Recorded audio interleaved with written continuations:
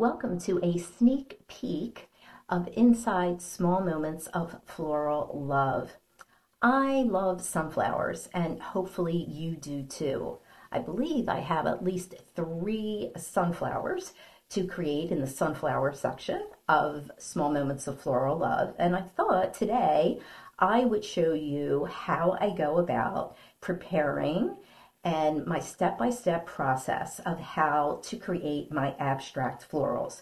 And so here I have my good old reliable puppy pad, which I love, and I have a palette pad here. I will go through the colors in a second, but because it's acrylic, I want to make sure, so I have a little water here. They do dry out. And so that's the wonderful thing and the not so wonderful thing about acrylics. And so what I have done in this course is I've either used fresh flowers and then taken a picture of them, or I have found beautiful free photo references online. So in this case, I found this beautiful image of these sunflowers that I am using for inspiration. They may not look exactly like this, but for me, it's about abstracting them out. I thought it might be not so difficult because there weren't that many colors that were involved, even though I'm going to mix up a bunch of colors and I'll show you. So I am using this, but I can also use my iPhone or any other device to use that and lay that in front of me and go from there. And one of the reasons I do like using a reference image is because what I like to do is print out the reference image in black and white in the size that I'm going to be using. So I love these Jack Richardson. These are little hardwood panels. They're beautiful. This is what I've used for my collection, and I will show you at the end. And I adhere these on Da Vinci Cradle board, but you could paint right on top of that. So what I do is I take the image and I get ready to print it.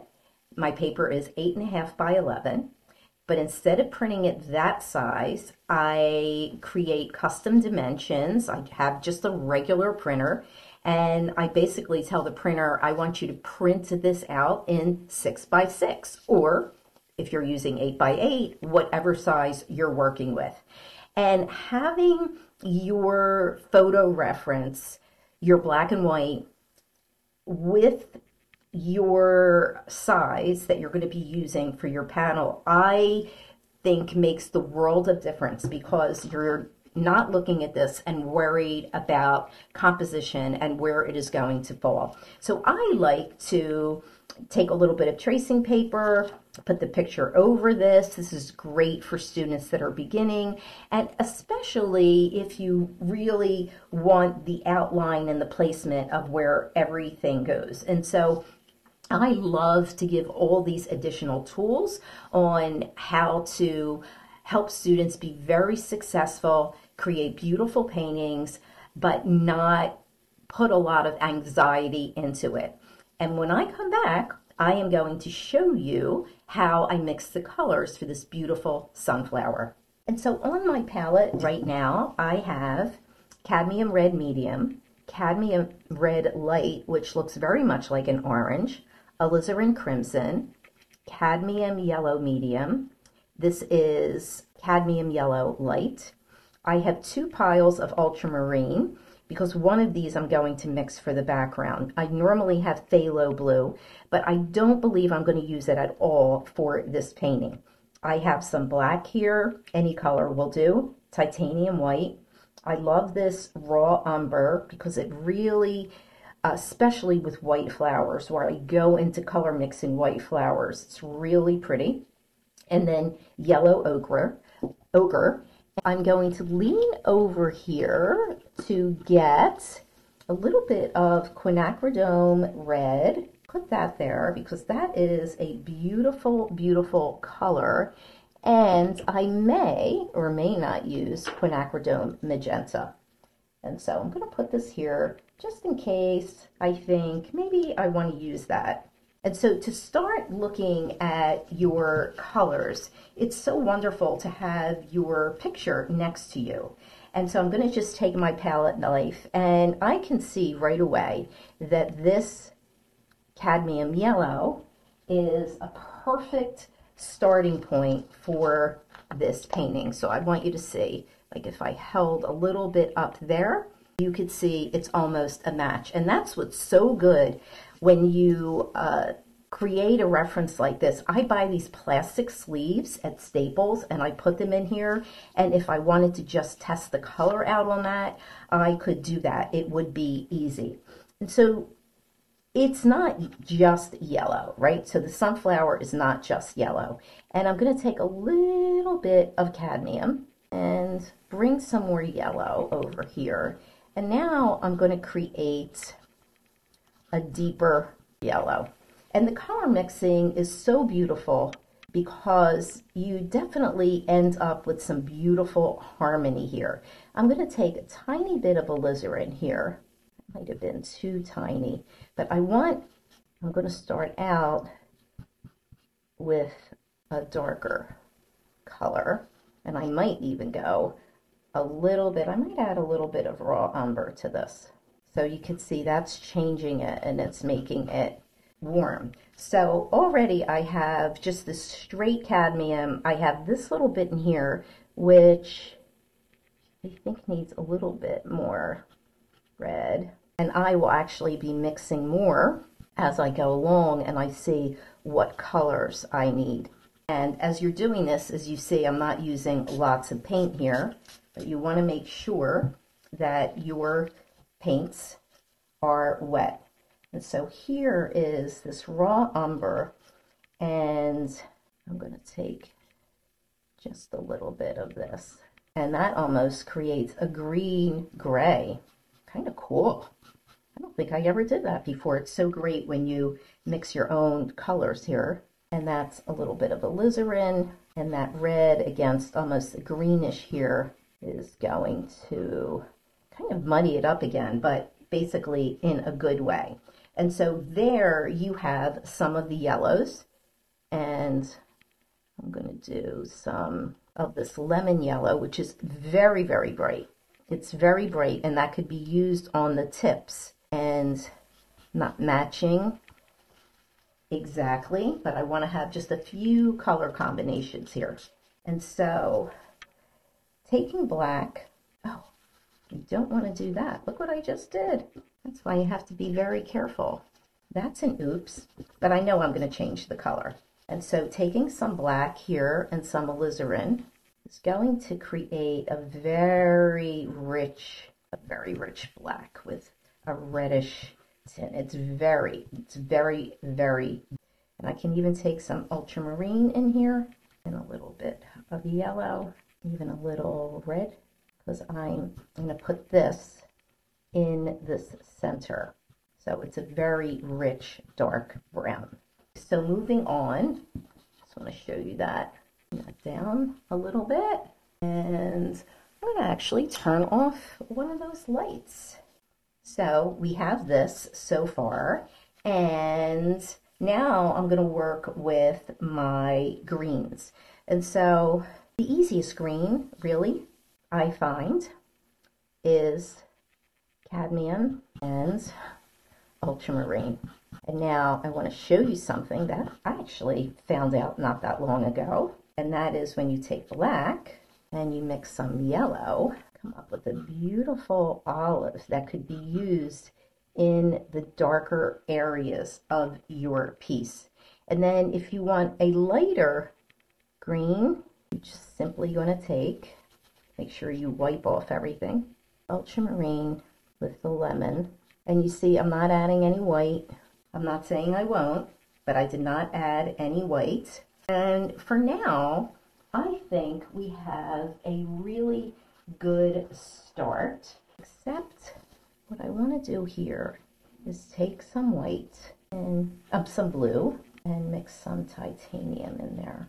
I'm going to see how, look at that beautiful color. I'm going to add more white, and you can make this as light or as dark as you want. And that may be my background. So we are going. So you heard me say about preparation. So before we put any type of brush to the paint, I am making sure that I am prepared, that I have most of my colors laid out, most of my color mixes laid out, and I will probably be making more as I go along. I have my water bottle if I'm using acrylics.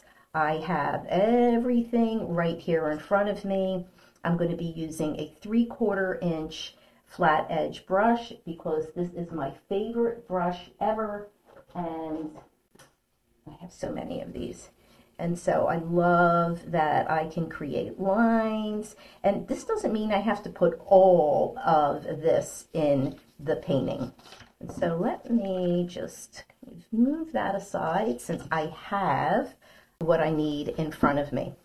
And so what I'm going to do in the very beginning of this painting, and I also have my palette knife here, and I'm going to see if, and a 1-inch brush, which I may use for the background. So I'm going to see in here, I'm going to do this dark area right here. So you can see it's almost black. It's almost black. And feel free if you want to use a smaller brush. And I actually don't worry. I'm actually going to come over here. I don't worry if it's not perfect because what I really am trying to do is create a bit of an abstract look. This painting happens to have one big sunflower over here and then another one here, and I'm going to go over, this one was a little too dark, so I'm going to go over it with this green. See, it's actually almost dry. I'm painting wet into wet, and it's just really the first piece that I'm doing. So keep spraying, and I can see that over here we have some dark, and I'm just getting the shapes down here. And it is dry. So here we have this. Just putting the greens for now. That's a little wet. Just putting the greens. Not all of the greens, just a little bit of the greens. And I could even add some pieces as I go along here. And let's just put these in. And again, just using them for placement of where everything is going to go. So what's next is I am going to start in with the darker colors here, even that. And so if you're somebody that doesn't mind your colors mixing, then this is probably okay for you. If you're somebody that just seems to not enjoy that, so you can see I'm just now mixing some colors together, and that will dry soon. And the idea is for me to actually just paint abstractly, to be able to look at this. Now this is very light. This is a very light green, but I don't want to go that light yet, so I'll go in with a little bit of that color. And so now I have a green that I may or may not come back with and leave that out. And so I can come in now, and I think what I'd like to do is I would like to see what this beautiful background looks like. And so this is where, when I teach the class, I talk all about this part, which is really kind of cutting out, going in, kind of cutting out. And don't worry, again, I want this to have an abstract look. And if I make a mistake, it's acrylic. Sometimes I will leave the underneath color. I'm going to go right over this that was in there. Sometimes I'll leave that underneath color, and then you can kind of carve out. Especially with black and red, I love to do that. And in a few of the demos, you'll see me do that. And I never mind if some of this color mixes in. So that doesn't bother me at all because I feel like it creates some really nice color harmony. And I'm actually going to go over a lot of this with my palette knife. But look at the difference in this painting, adding that beautiful blue color. All right, I may not have to go over this. And do remember that acrylics they dry darker. You too much, or your substrate, whatever you're using. Here, I told my students in the class, it really is whatever you want to use. I've created on paper to show them how to create on paper. You could work in a journal. So the whole idea with this course is small, painting small. And so far, it really does look pretty good. And this is how you just shape out your flower. And you know, it's great if it blends in. So now you're bringing some beautiful, like a greenish. And sometimes you don't always want your background to be just one color. You don't always want them to be one color. And so let's keep that for now. I'm going to put my little brush in here. So I'm going to get my palette knife and I'm just going to start. This is pretty much the cadmium, and I will say if there is a color that you go through the most, it's the cadmium. So I'm going to use my palette knife to go in here and just create those petals. And the palette knife, not worried about the color right now, the palette knife is something that I'm so used to because, I'll come in and fix that, because of my time as an encaustic wax artist. And I just got so used to using a palette knife. So this definitely needs more yellow. And again, it's just creating kind of an abstract look and not a problem. Sometimes I can scrape out and it creates a really beautiful look, scraping out. See what I'm doing? I'm taking my knife, kind of scraping out along the edge there. And I am going to take my finger and I'm going to dot this. And so let that just sit for a little. I actually needed to get some more just straight cadmium on here. And if you allow it to dry, get some really interesting, you can just go over it and I will come back and play with that a little bit more. There's actually a little bit of gold happening here. And see, this is already got some green in there as I do that. And that's perfectly okay. It's perfectly okay. See, this is what I want my students to do. I want them to play and feel safe while they're doing something and just have those moments where the painting is theirs. I'm teaching them, of course, but what I love is when the students do their own thing, kind of like I'm doing right now. And now I'm mixing in here. Again, I am not afraid to do this at all. And you really don't have to do much with that color because that's not the star of the show. Star of the show is this one. And in fact, I'm actually going to bring these up a little bit of red in here. I'm doing my own thing just because I want that totally abstract look. And so now, I'm just going to get my palette knife and I'm going to start using this to come down and shape a little bit. If you are a really detailed painter, I want this dark over here.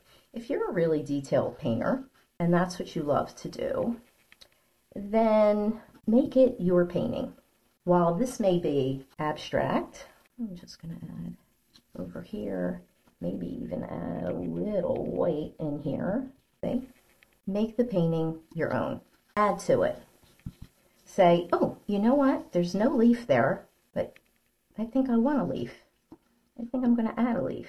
And so the whole idea is what you want, what I hope all my students want, is to create a piece that has their voice.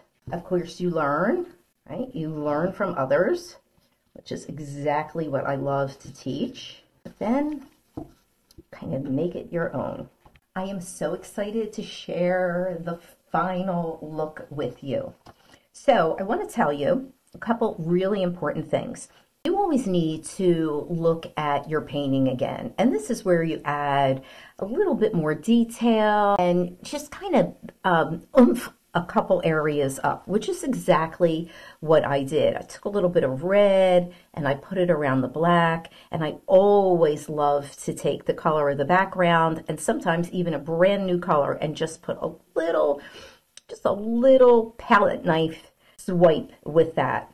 I did go over this area here and pulled out a leaf. This, I also went in a little bit with the background and delineated that out a little bit. I signed it, and I do want you to see how I left some of this underneath orange part showing through, and I probably could have left that in certain areas of the painting, which I do in my course, where I show you that I bring the background actually becomes a flower. And so I am so thrilled with this. When I was finished, I took the blue paint and I went along the sides here. Now, I want to show you what these look like finished. Now that our painting is completely finished, I wanted to show you how much fun it was, the way that I actually have them presented.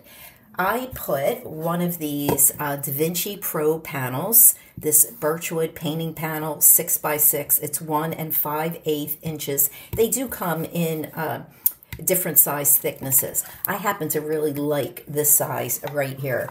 And so all I do is I'll take a little bit of a really strong glue, and I use this E6000 glue. It does a great job, and I will show you how I go about doing that in a second. But all I did was put some glue, like right, not close to the edge, but kind of like a 1/2 inch in and a little dot in the middle, and then I adhere it and let it dry completely. I make sure that the painting is completely varnished and ready to go. And so this is what Sunflower Love looks like when it's finished. I just put a hole in my wall and I kind of hang it up right there. But what a beautiful, beautiful small moment of floral love to give to someone. In this particular launch of this e-course, I have 30 full-length floral demonstrations and well over 100 lessons. So I hope that you will join me for this new version of Small Moments of Floral Love.